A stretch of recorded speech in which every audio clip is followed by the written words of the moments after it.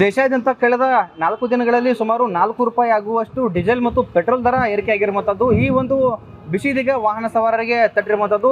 ಸದ್ಯ ನಾನಿದೀಗ ಬೆಳಗಾವಿ ಜಿಲ್ಲೆಯ ಅತನಿ ಪಟ್ಟಣದಲ್ಲಿರುವಂಥ ಒಂದು ಪೆಟ್ರೋಲ್ ಬಂಕ್ನಲ್ಲಿದ್ದೀನಿ. ತಾವು ಸಹ ಈ ಒಂದು ದೃಶ್ಯದಲ್ಲಿ ನೋಡ್ತಾ ಇರ್ಬೋದು. ಪೆಟ್ರೋಲ್ ಬಂಕ್ನಲ್ಲಿ ಜನರು ಸಹ ಏನಂತಂದರೆ ಇದೀಗ ಪೆಟ್ರೋಲ್ ಹಾಕ್ಸೋದಕ್ಕೆ ಬಂದಿರುವಂಥದ್ದು. ಇದರ ಜೊತೆಗೆ ಏನಂತಂದರೆ ಇವತ್ತು ಬೆಳಗ್ಗೆನೆ 80 ಮತ್ತು 90 ಪೈಸೆಗಳಾಗುವಷ್ಟು ಪೆಟ್ರೋಲ್ ಮತ್ತು ಡೀಸೆಲ್ ದರ ಏರಿಕೆ ಆಗಿರುವಂಥದ್ದು. ಈ ಒಂದು ಬಿಸಿಯೂ ಸಹ ಇದೀಗ ವಾಹನ ಸವಾರರಿಗೆ ತಟ್ಟಿದೆ ಅಂತ ಹೇಳ್ಬೋದು. ಇದೇ ಒಂದು ವಿಷಯದ ಕುರಿತು ನನ್ನ ಜೊತೆ ಮಾತನಾಡೋಕ್ಕೆ ವಾಹನ ಸವಾರರಿದ್ದಾರೆ, ಅವರನ್ನೇ ಮಾತಾಡ್ತಾ ಇದ್ದೀನಿ. ಸರ್, ಈಗ ಪೆಟ್ರೋಲ್ ರೇಟ್ ಜಾಸ್ತಿ ಆಗಿದೆ, ಏನು ಹೇಳ್ತೀರಾ ಅಂತಾರೆ?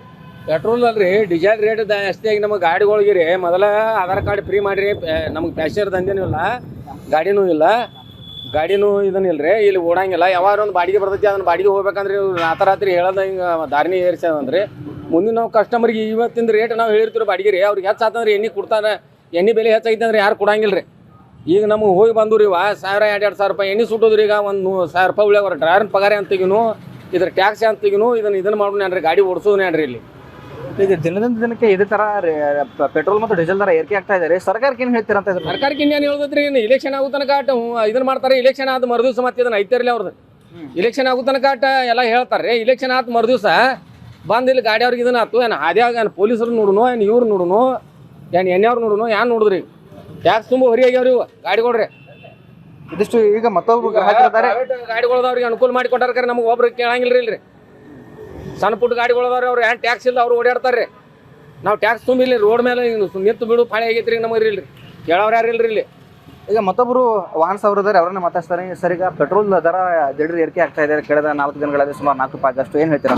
ಅಂತಾರಾಷ್ಟ್ರೀಯ ಮಟ್ಟದಲ್ಲಿ ಬೆಲೆ ಏರಿಕೆ ಆಗಿದ್ದರಿಂದ ನಮಗೇನು ಯಾವುದೇ ಥರ ಹೊರೆ ಆಗೋದಿಲ್ಲ. ಯಾಕಂದರೆ ನಮ್ಮ ತಿಂಗಳಿಗೆ 10 kg ಅಕ್ಕಿ ಕೊಡ್ತಾ ಇದ್ದಾರೆ. ಯಾವುದೇ ಒಂದು ಸವಲತ್ತು ಕೊಡಬೇಕಾದ್ರೆ ಆ ಥರ ಬರಲ್ಲ.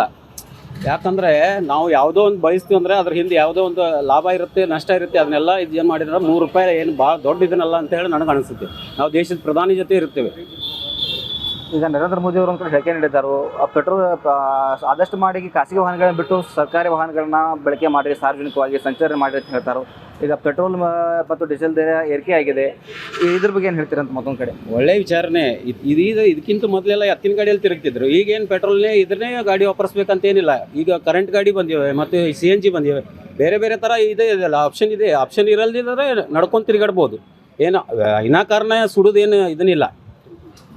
ಓಕೆ, ಇದಿಷ್ಟು ಏನಂತಂದರೆ ಇಲ್ಲಿ ವಾಹನ ಸವಾರರ ಮಾತಾಗಿತ್ತು. ಏನಂತಂದರೆ ಒಂದು ಕಡೆ ಕೇಂದ್ರ ಸರ್ಕಾರ ಹಾಗೂ ರಾಜ್ಯ ಸರ್ಕಾರಗಳ ವಿರುದ್ಧ ಆಕ್ರೋಶವನ್ನು ವ್ಯಕ್ತಪಡಿಸ್ತಾ ಇದ್ದಾರೆ. ಇನ್ನೊಂದು ಕಡೆ ಪೆಟ್ರೋಲ್ ಮತ್ತು ಡೀಸೆಲ್ ಬೆಲೆ ಏರಿಕೆಯಾಗಿದೆ, ಅದನ್ನು ಸಮರ್ಥಿಸುವಂಥ ವಾಹನ ಸವಾರರು ಸಹ ಇರುವಂಥದ್ದು. ಪರ ಮತ್ತು ವಿರೋಧಗಳು ಎರಡೂ ಸಹ ಇಲ್ಲಿ ವ್ಯಕ್ತವಾಗ್ತಾ ಇರುವಂಥದ್ದು.